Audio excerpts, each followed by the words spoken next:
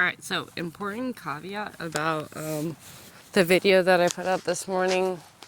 Not saying to just put up with abuse.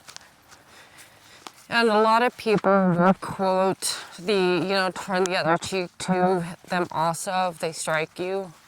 But it's not saying to put up with abuse or to invite abuse. It's saying that always seek reconciliation. You know, the whole line of his dialogue was talking about the spirit of the command over the legalism.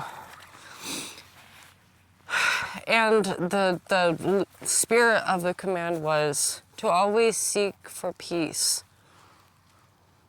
And when it comes to someone who is abusive, like an abusive parent or an abusive spouse or an abusive family member, so always seek reconciliation, but if it doesn't work, walk away. And if they're hitting you, call the police. You know, call the police, get them out of your life, and get them away from your family. But there is a big difference between someone who's abusive and somebody who's obnoxious. People are obnoxious. That doesn't mean you kick them out of your life.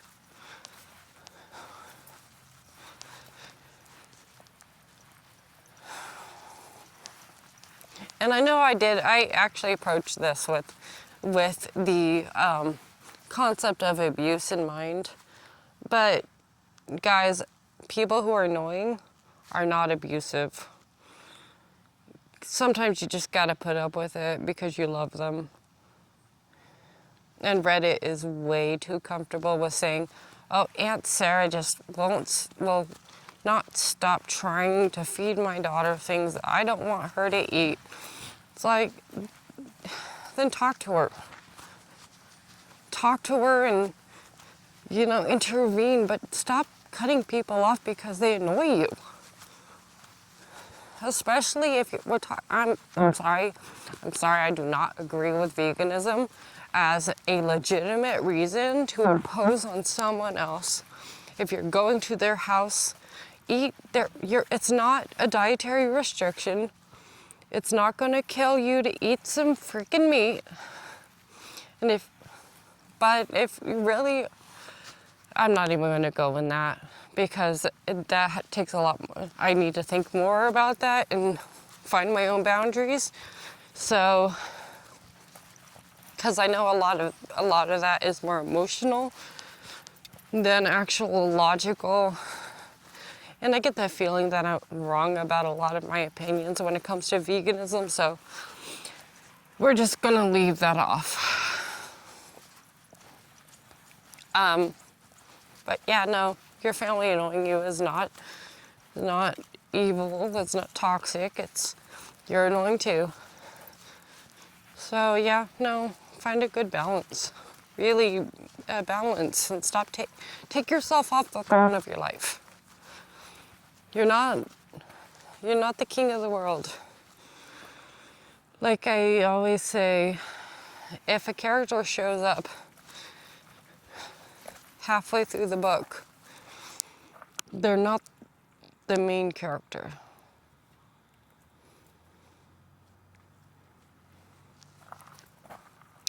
Jesus is the main character. Like he was there at the beginning and he'll be there at the end. And you need to kind of put yourself into a healthy perspective of where you actually are. He loves you and he wants you to understand and he wants you to accept why he had to come and die on the cross. Your sins, and you do have sins. There are things that you're ashamed of. There are sins that you have that he wants to forgive you for. And he wants you to be with him for eternity.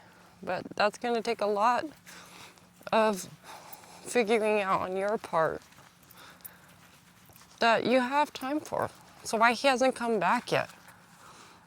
There are a lot of people he wants to give time to before he returns, because then it's too late.